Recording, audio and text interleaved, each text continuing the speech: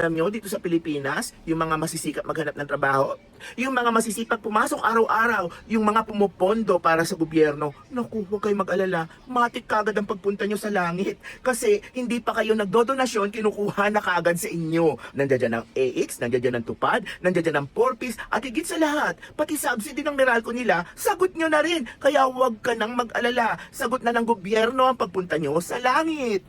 May bonus pa, nakatulong ka na sa mga politiko, pati sa pagtakbo nila sa eleksyon, at nasa langit ka pa. Kaya ang suggestion ko, sana gawin na ito at tawagin na itong Langit Tax para masayang pakinggan na kahit papano habang kayo'y nagbabayad, langit ang nasa pag-iisip ninyo. Kaya nga halina, lalong magsikap sa trabaho. The more pagod you are, the more lanta you are, the more chances of langit.